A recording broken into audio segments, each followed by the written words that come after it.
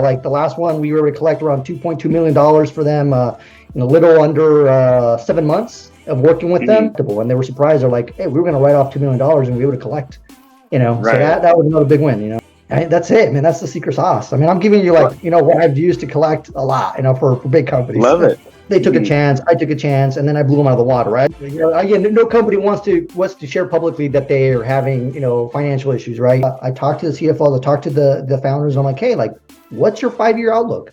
Are you entertaining an acquisition? Are you looking? What are you looking to do? And that makes sense to me. Do we partner? Do we not? And kind of where you're at.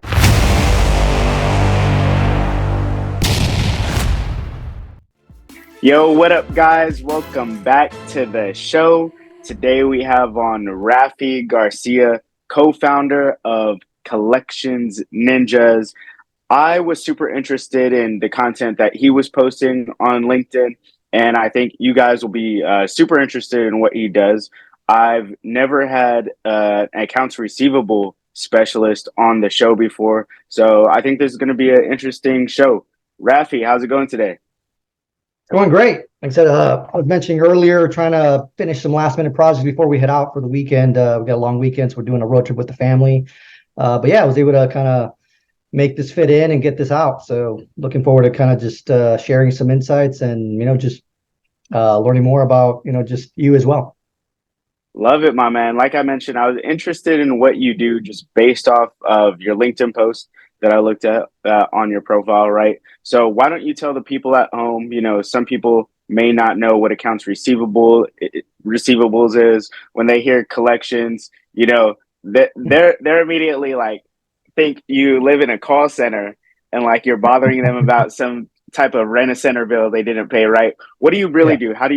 What does Collections Ninjas do?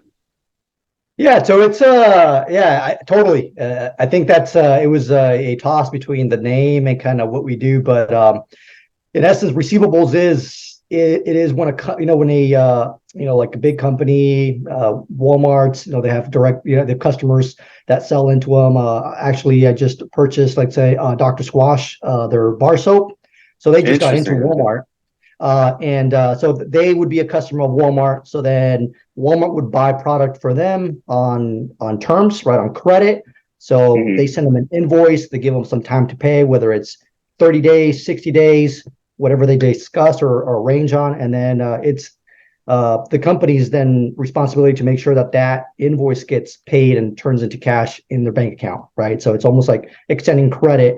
And that's kind of what I do, right? So collections is the big part of it, but it's more managing receivables. That's kind of where I got my start, actually. Funny story is accounting and finance was not in my wheelhouse of what I wanted to do, where I saw myself kind of, making a living from. Really? Okay. So what's the story there? Yeah, go ahead. There it is, man. I did everything from, I started working when I was 15 years old, customer service, fast food place. I was a carpenter for a while. And then I landed on a temporary seasonal warehouse position, literally loading and unloading boxes in a warehouse, like a 56,000 square foot facility. I got certified as a forklift driver. And so I kind of just learned it and I loved it. I loved all the logistics side of it. And then I'm like, well, I'm going to go to school for that. And that's kind of where the track record of what I thought was when I was going to go to school and get a supply chain management degree. And I really liked it. And then I got started at this company. The company I was with, they went belly up, unfortunately. So their Costco was their biggest account, and things didn't work out, and they just laid everybody off. And so here I was, just kind of like a year and a half into it, worked my way up. Was assistant warehouse manager there, and so I really was like, okay, this is the thing. This is where I'm going to go. So then I was looking for my next gig as another logistics or warehouse manager position. And so I landed with this company called Sambazon, a great company. They're in the natural organics industry. So it's like a subset of the CPG industry. And again, I was 8 years there. So again, I got my start with warehouse supply, logistics, shipping, all their marketing and sales materials or samples. And so managing budgets, again, more on like the AP side of it, right? Reducing costs, making sure we're staying on budget. And they had a position for accounts receivable, a specialist there to help them. And I had applied to it a couple of times, and the management at that time again, they're looking for someone with the experience, and so they kind of overlooked me a couple times, right? So I'm like, all right, I Okay. guess it's Yeah. not for Yeah. me. I'm still in this track record. I'm going here. Finally, a new guy comes in, a good mentor of mine, still to this day, and he's like, hey, listen, like I've seen you apply for this role before. We've obviously had multiple people come in here with experience, and for some reason they just can't make it work because it was a Hmm. startup, right? They were when they were they were it was a growing company, so they didn't have policies, procedures, SOPs in place, right? You're kind of like wearing multiple hats, and I like Right. that, right? And so all my skill sets of managing logistics and like transfer everyone into accounting, I didn't know that at the time. He's like, hey, you know what? I think your skill sets and kind of where you're at, how you think, and what I've seen you do could translate very well into accounting to this position. It's like, but there's one catch. Interesting, man. If you take this position, you can't fall back and think that you're going to come back to this. Like you got to go all in. And for me, at that time, I was a young parent, so like I needed to have solid money coming in, and I was like Right. really proud about it. So it was a big jump. I didn't have any experience or degree anything in that time. I was still kind of supply chain was what I was doing. And I switched over, worked my way up, kind of company doubled in size. And so that's where I really got to work. And I like the environment there to this day. That's kind of the type of clients that I have in the growth phase. It's team members that started with them, and they don't know what's, stage 2 and 3 yet. Right. And so I've had the hindsight of being able to be in that stage of like working, figuring things out, but then I can give you the 100, 1,000, 10,000 kind of foot view of kind of here's where we're going and what we need to put in place. And so Right. that's what I do now. So I partner with companies that have a solid team, but maybe there's a skill set gap in kind of where they're at. Maybe they were doing 20 million a year last year, and they've been growing, and now they're doing 30, 40, 50. And every stage, it just gets more complicated. So you need Hmm. systems, better team members, more training, to kind of keep receivables in place, right? Like it's one thing to go Right. sell another $1 million. There's another thing to make sure that the $1 million translates into actual cash in the bank, right? Oh, And it takes a definitely. different skill set. And that's where I've been able to complement these companies, right? I come in and I'm very approachable. So going back to the collections piece, is I'm not a true, outsourced collections person. I'm kind of right in the Okay. middle. I'm a business partner. I come in with you, and Right. I work with your accounting team. I tell them like, you get 3 things. You get a consolidated AR aging summary. We look at it. We look at your facts. We look, where are you at right now? Like, let's look at where you're at. We look at detail analysis. And then okay, who in your team members doing what, right? What are they best at? So we kind of realign the team, and then we figure out, okay, who in the team currently can take on more or is willing to learn more and take on certain pieces that we need to kind of get in place before we do any hiring, before we add any Hmm. overhead, before we even try to consider, do we need a new position, right? Because I think about, like, from a HR perspective, people right off about think like, oh, I got to get another AR specialist, or I got to go hire somebody else. Like, no, like, let's first review your team now. Let's see who's willing to learn, right? That was me. I'm like, you look for those people Yeah. that want to grow. Dang, dude. So interesting story there. Interesting path you went on, and I'll get back to that in a minute. But what's on my Sure. mind right now is, can you give the audience an example of, like, maybe there was a company that has a company ever said, like, dude, is there some type of story you had where they're like, man, we are so glad we brought you on for this specific reason because you kind of changed how we were doing things, right? Do you have any stories like that? I do, and a lot of them, unfortunately, are confidential. I have to sign Right, NDA. right, Again, no company wants to share publicly that they are having financial issues, right? right. Yeah, I just can tell you, like, for the ones where, like, public on my LinkedIn, like, let's say a Kreml company was one where I was hired as an employee. I just came off from Sambas on there, and Hmm. within the first 2 years, the company was. Let's just put it this way. We got the CEO of the company, we got the CMO of the company giving me recommendations on my LinkedIn profile. Just that, and I was a business partner there for them. Yeah. They were able to take that company and get acquired. They were acquired for around $230 million during COVID, of all things, right? And I was Right, able to right. increase the collection rates up to like 65% from where they were within the first 6 months of coming in. I mean, I came in blazing, right? Like, I was like, okay, I know what we need to do. Yeah. Just get my head down and go to work. Yeah, so a couple accounts there, like, for example, Walmart was a big account for them, and they had over $1 million in outstanding receivables for them, just them alone. Granted, I won't take full credit. The team already there had already done a lot of the analysis, but I kind of made sure that once I got on there and I took that account, that we, just made sure we stayed on it, communicated, provided all the details that we needed, worked out a compensation that made sense for both us and Walmart to be able to reconcile our receivables, and we were able to collect about 85% of that $1 million. So I mean, it was Right. a good payout, right? And Interesting. yeah, so that was one. For Speedo as well, they had recently gone through an acquisition from another parent company, PVH to Pentland Brands, $2 billion companies, and I had that skill set of that M&A with Kreml, so they liked that I kind of did the whole hands-off accounts receivable accounting over to the new company, and so there's a lot of back and forth there. So again, I like the fact that I learned all these things. Otherwise, I would have not learned, right? Like what's it like to do due diligence, making sure everything's checked off, audits, bank audits, company audits. So I really went deep into it, right? And I'm like, okay, this is cool. For me, I love learning, right? So that's my passion. Yeah, so there's a couple companies, clients that I have now. Yeah, like the last one, we were able to collect around $2.2 million for them in a little under 7 months of working with them pretty extensively. They had receivables that were 4 years old, pretty stuff that they were ready just to kind of write them off. And I'm like, well, hey, let's try. Let's just go back to the basics. Let's figure out what's what, and let's see what's collectible. And they were surprised. They're like, hey, we were going to write off $2 million and we were able to collect. So that was another big win. Right. So I'm super interested, and maybe the audience is interested. Like when you say these big numbers, and they're about to write it off, like how are you actually collecting? Like, are you sending gangsters down there to get the money? Just kidding. But no, go ahead. Yeah, no, that's a great kind of intro to I think what's different about me, right? Like I really, like I said, I've been blessed that, and I'm a big Alex Hormozi fan. Like he kind of put it differently recently, where like every skill set you have is a building block for the next one. So again, I kid you not, like my customer service skills that I learned working as a cashier at Wahoo's when I was in high school, right? Yeah. Treating the customer right, making sure that they get the best service, making suggestions, recommendations. Really, it's that. Like I mean, like I didn't learn this in school. Like I learned this by just being in the trenches and figuring stuff out. Obviously, I tweaked a lot. I went from standard conversations. I did telemarketing for a while too. So phone sales, direct sales.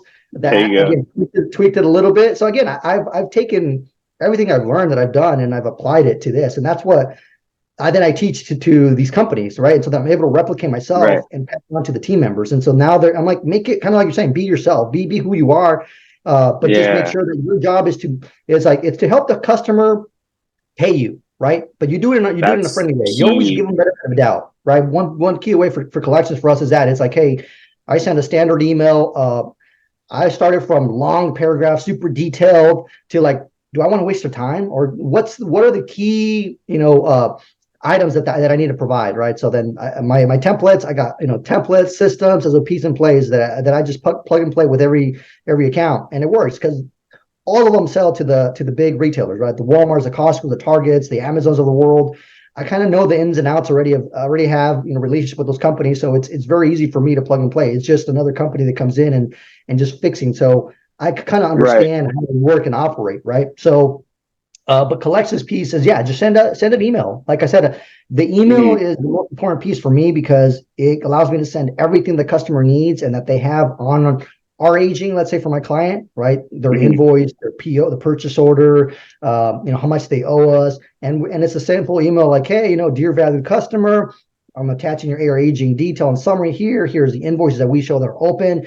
If you could please review, let us know if we missed a payment, or if maybe you didn't get an invoice. We're providing them here again. Again, giving them the benefit of the doubt, like, hey, you might have paid this and we might have just forgotten to apply it. And that's just worked. That's it, man. That's the secret sauce. I mean, I'm giving you what I've used to collect a lot, for big companies. Love it. No, like you mentioned, giving them the benefit of the doubt, right? So, correct me if I'm wrong, but you mentioned, there's the technical piece, but then there's the human emotional intelligence aspect of it, right? Yeah. So, that's interesting. Yeah. You gotta do both, and you can't. It doesn't matter how yeah, like how friendly and customer service you have. If you just don't have the right piece that they need, the technical piece, then Right. they're just going to be like, hey, you got to send me this particular piece of paper or this item, Yeah. and just knowing that, yeah. Yeah, man, that makes me miss the audit room at a PricewaterhouseCoopers. I mean, we Yeah, had to go in there and talk to CFOs and really get information from them as an yeah. auditor, right? So man, that takes me back. Awesome stuff. Now back to the path that you took. You mentioned that kind of your mentor. He mentioned that he saw you applying for this position, right? And they were bringing in people with kind of more traditional experience, right? Hmm. Down that path.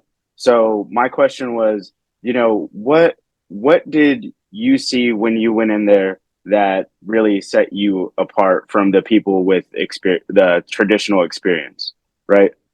Yeah. Uh, yeah, I think a Like lot of why were the it definitely the culture fit, right? You have Mhm. to speak the lingo, know your industry.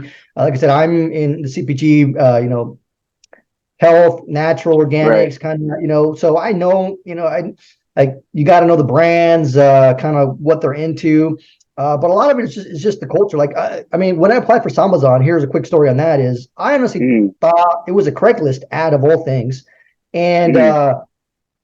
for some reason, I thought I was applying for Sam's Club or Samsung is what I thought I was applying for. Interesting. Okay. And Okay. they were down in San Clemente, California. So I'm like trying to find them. I'm looking for this huge warehouse, and I'm like, I don't see it. I don't see it. I don't see no. I'm like, maybe it's a new warehouse. Maybe it's something new. So when I showed up there, and I'm like, oh, it's Sambazon. I'm like, Yeah. had I not been a consumer of their product, and I'd been drinking their drinks and buying their products for years prior to going on an interview. Again, I didn't research. I wasn't prepared for the interview, other than my experience as a customer Mhm. of theirs. So when I Right. met with That's the interesting. warehouse manager, I'm like, hey, like I told him, hey, honestly, I like, and that could have like been I guess a bad remark on me. Like I could have lost a job, but I'm like, but hey, you know what? It just happens that I'm a huge fan. Like I love it. I'm like, I love your Mhm. story. I That's love what you awesome. did here. I love what you're doing here. This is my favorite product. Like I'm so stoked. Like, oh, like your ambassadors. Like like I knew who they were and what they were about, Right. and I had the experience too. I just it was a little different. And he's like, yeah, like you're my guy. Like, yeah, when can you start? And it was that. So we literally didn't even go over like my credentials or anything like that. It was more like, no, like, yeah, like you're it. And so when I went to Yeah. Kreml, same thing. It was like, okay, like I didn't know anything about them, but on them, it was more like, do you have what we need? Here's what we have. Here's our receivables. This is what we got to do. Have you been able to do this in the past? Give us some results, blah, blah, blah. So I was able to speak to those, and that's how I got my in there. And they took a Mhm. chance. I took a chance, and then I blew them out of the water. Right? I just told them, hey, I'm like, hey, like if I don't work out in the next 90 days, like I will step out, but I'm confident that I can. And so that also helped out. And then obviously the team there Yeah. also, I could tell, right? That's one thing after spending 8 years with Amazon, you kind of get a feel of like the type of companies you want to work with. I've made Mhm. some steps where like I've gone and I've chased maybe a higher position with a more pay, more traditional, and I just didn't feel like I fit in. Right. And I had to kind of backstep. Okay, so that's where like, okay, like if I want to chase, going from job to job, because now like that's more traditional. 2 to 4 year kind of period is kind of like the norm now. You go, you work your butt off for 2 years, 4 years, and then you kind of go to the next thing, and that's how kind of you.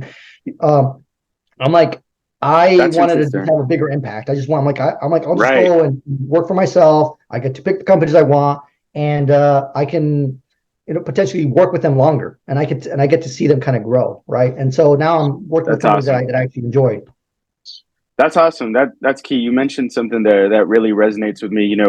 Actually having an impact on clients based on your expertise, right? So for Mhm. for me, if someone comes to me and they want to market a t-shirt brand or even a CPG brand, if they come to me and they want to market that stuff, I'm not necessarily sure I can help you as well as the good testimonials that I have as the way I've helped clients in the past. I probably know someone that can help you, but I'm going to be completely honest with you. That's not my wheelhouse, right? Yeah.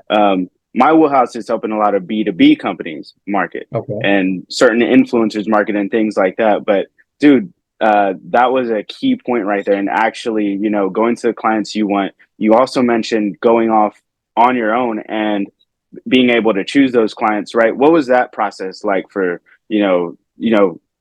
from working for someone to ending up, starting your own thing? How did you make that jump? Was it difficult? What's the entrepreneurial I mean, story yeah, there? for sure. Entrepreneur life, solopreneur, whatever you can call it. Yeah, it's a journey. I'm still figuring stuff out.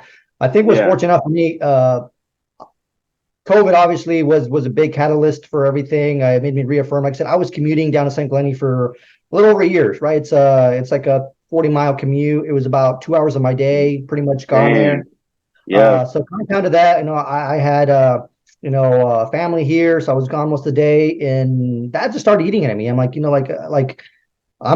I paid my dues. Let's just say I paid my dues, right? I was patient. I worked my craft. I built my skill set, and I finally, with Kreml, I finally got, I guess, the nod of like, hey, you know your stuff. What you do is valuable, and Mhm.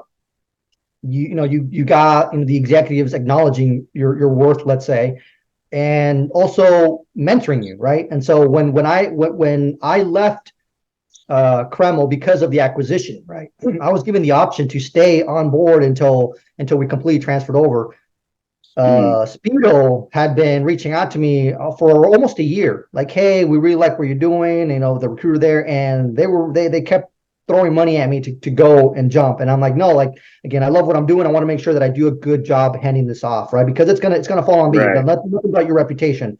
So that was the other one, right? So I've had a good network of recruiters that see me, that help me, and so I can land on them. Like I said, most of my clients are all pretty much referral based. Like LinkedIn right now, where you're seeing Right. that marketing and all that stuff, that's fairly new, and that's me just because I love marketing, but I haven't figured out exactly yet how to make it work how I want it to. But it's more just Mhm. getting the repetitions of it, because that's what I did. For everything else, for accounting, collections, it's getting those reps and getting better and better, but figuring out what works, what Right. doesn't. Uh, but anyway, so my network of who I worked with and who I helped, that's who supported me when I finally decided to when I went to Speedo and I realized that it wasn't quite where I want. And I was burnt out. Like I'd been going right Right. 8 years, and I went 2.5 years solid at Kreml. Like I was pretty much done. But I'm like, okay, and I was taking no breaks. I was quitting one job on a Friday and starting the other one on Monday. Like, I Right. was just Right. going. I had a mission. I wanted to get somewhere, and like I said, with Speedo, I kind of hit all I guess what I thought was it, right? 6-figure salary, Mhm. cushy job, like the works. Like I'm like, I made it. And then I was like, okay, now what? Right? Like Mhm. like it was short lived. And I'm like, yeah. So that was the thing. So then I was just tired. I'm like, no, I don't want to do more of this. Like, so I ended up taking some time off. Like I told him, hey, you know what? It's not going to work out. Like, so I was able to get somebody else in there in place, hand Mhm. everything off again, just from what I had, and I was going to step away. And so I took some downtime to just kind of figure what I wanted to do. And you know what, like, I was fortunate enough that Kreml took care of me when we did the acquisition. So I was financially taken care of that. That was a big blessing too. That I Nice. had more money than I'd seen, just ever. So I was like, okay, like Yeah. this is possible.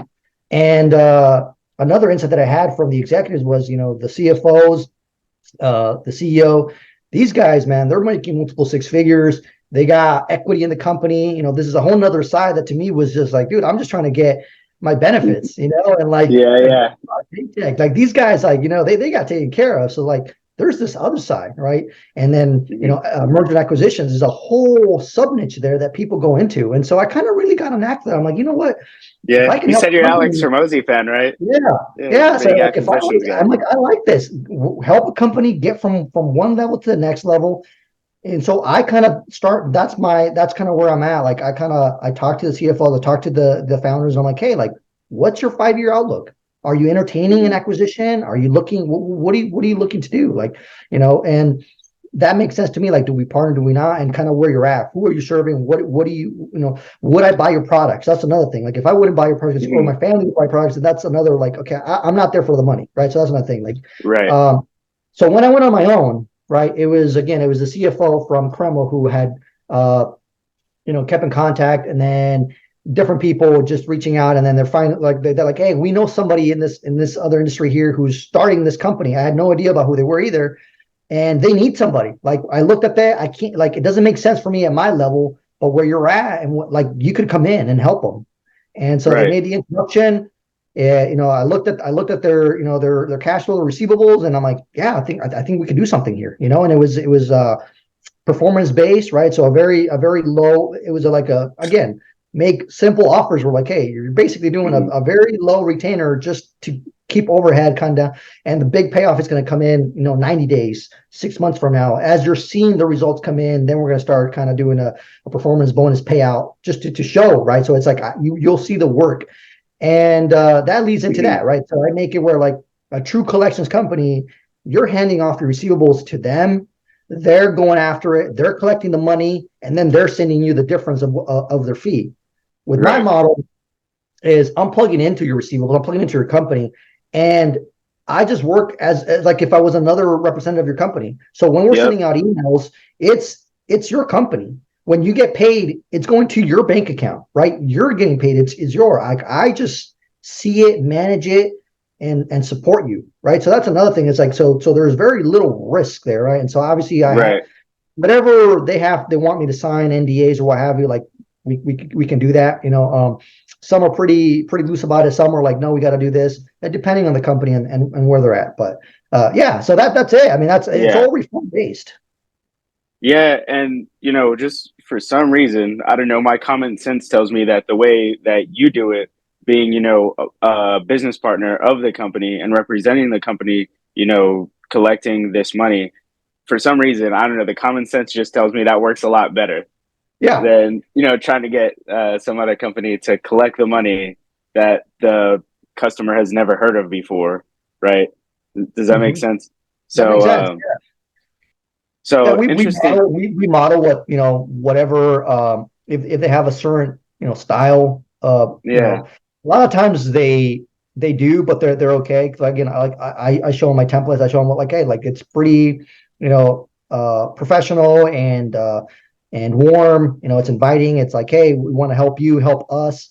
How can we help you? How can we get you back on track? And so they're tactics, but that they're not aggressive. I'm yeah, not dialing people. I'm not like, it's yeah, like I said, I just treat them how I want to be treated, man. If I had a debt, like I don't want somebody blowing up my yeah, phone. Like I'm like, hey, give me the yeah. benefit of the doubt, like work with me. And so that's kind of what I do. I'm like, at the end of the day, when you call somebody, it's a person, right? Like I tell them, Right. like I want the AP person. And I tell this every time I go to the company. I'm like, yeah, I tell the people, like when you talk to them, like I want that AP person that's cutting us a check to remember us. Be like, oh, it's Raffy from Right. from so and so. Like, you know what? Like we're falling behind and their invoices coming due, and we got these three invoices we got to pay. But you know what? We're going to cut their check first because they always Right. been good, right? And Yep. that's what we want. Yeah, There you go. The power in that reputation. pretty Um, much. that's nice, man. Speaking of your reputation, right? You mentioned you mainly get business by referrals, right? You Mhm. mentioned the marketing LinkedIn team. One, based off, your experience, your reputation, I know exactly what you should do for marketing, but we'll talk Okay. about that. Yeah. Yeah, I know exactly what will work for you.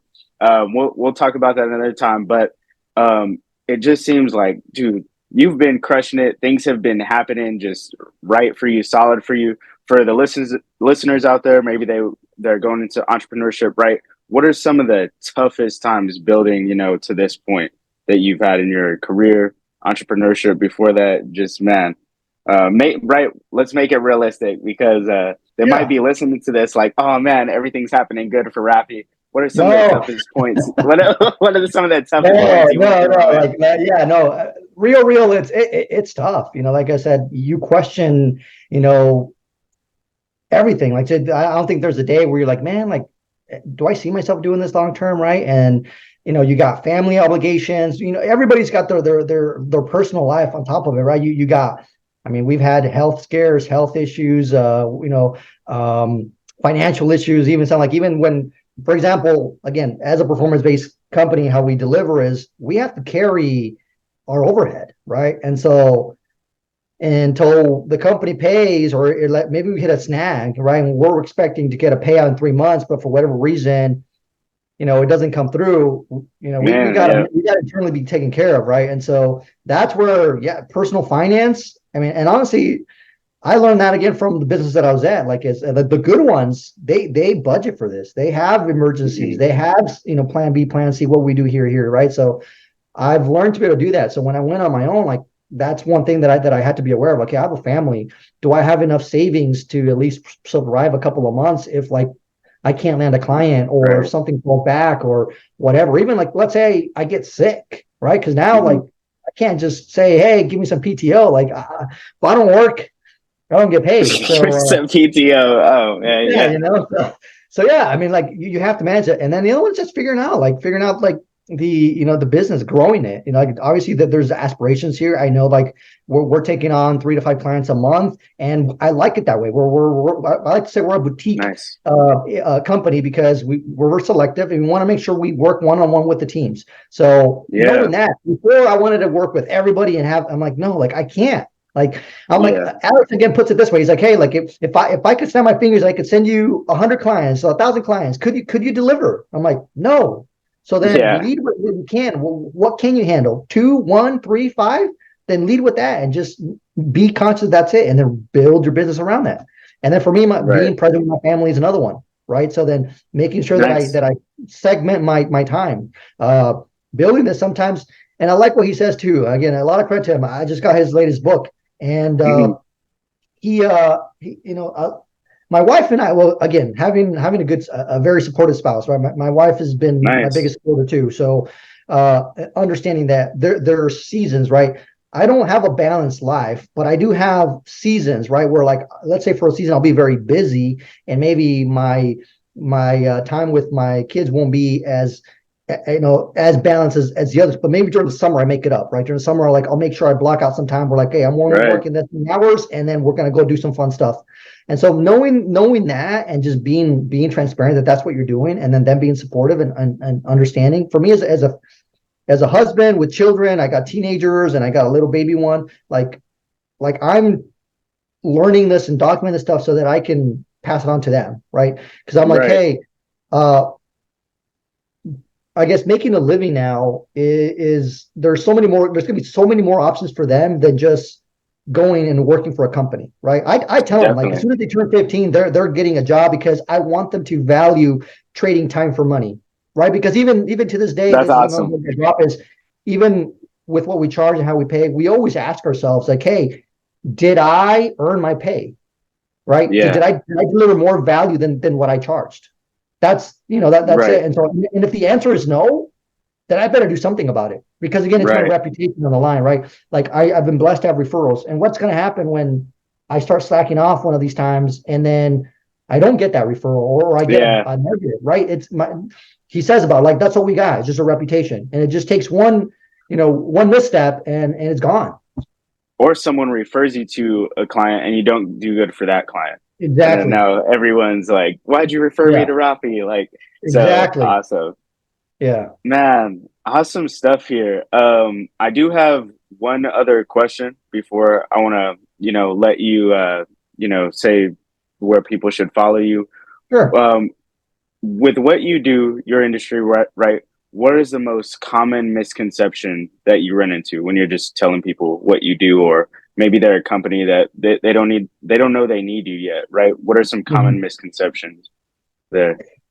Yeah, see, I mean, like I said, that's actually what I'm trying to figure out too, right? Because Hmm. thanks to the referrals, they somebody already knows that they have the issue, right? That they're having some sort of cash flow issues. They're Hmm. like, what, like, we're growing. Why aren't we seeing the money hit the bank, right? And it's thinking that your current team knows what they need to do with with what they got going on now, right? With the growth. And a lot of times, team members, myself included, right? Like, we can get stuck at a certain performance level, right? And so, Hmm. as long as the company is at this level and you're used to doing the same work, then you'll be good. But what happens when, the company starts growing, right? Let's say your team member can manage, I don't know, 100 payments a day, manually posting payments, right? And we talk automation, but let's just keep it simple. Like, their data enters, or they're a cash application specialist. They make sure the payments get entered, right? And they're used to managing 100 a day. Well, now they got, let's say, 200 a day, right? If they Hmm. don't have a system and process in place, and they don't know how to shrink time or multiply time, they're going to get overwhelmed, right? So then that's going to cause cash Right. issue problems. Your receivables are getting out of balance. Invoices are going to start showing up as unpaid, and maybe they're paid, and that's where everything kind of just. And somebody, a Yeah. CFO at this level, they're going to be like, "Wait a minute, why do we show money in the bank, but our things don't tie, our financials don't tie, right?" And so Right. that's where I've been blessed that I got the ground floor start where I was able to work, and I literally was an AR clerk, right? The Right. lowest of the Right. low. And so the biggest takeaways there is make sure that your lowest person, as low as they are, that they know that they're important, because it's the data that they're putting in that makes all the difference, because that's what reports all the way up to the C-suite levels. And so for me, like that's what they Nice. told me. Make Nice. sure that what you're entering is accurate, right? Accuracy. That's a lot of it from a lot of clients is cleanup. Yeah. That's it. Beautiful, man. Yeah. Beautiful, Audit. I man. got that from the audit team, man. I'm Right. like, hey, Right. what do I need to do to make our audits simple, streamlined, easy? And they're like, oh, do this and then this. And so that's my Yeah. checklist. I'm like, okay, cool. Beautiful, man. Well, hey, y'all heard it from the man himself. If you're a growing company out there, get things right with Raffy, put him in the room. There you go. I love it. So, where can they find you, my man? Yeah, so right now I'm on LinkedIn mostly. So website still under construction, collectionsninja.com. I'll probably forward it just to our LinkedIn business page. But if not, just go to raffygarcia.com. That reroutes to my LinkedIn profile. Again, we have recommendations, testimonials there and whatnot. And yeah, just we can schedule a call and go from there. Like I said, very, very hands off. We offer complimentary AR aging analysis for those that are brave enough to share their financials, and we can let you know if if we can work with you or not. And if not, at least you'll have a good strategy that you can implement for your team. Awesome, man. Well, thank you for coming on the show. I'm going to let you get to your road trip and your family Yeah. this weekend. So awesome, man. Thanks.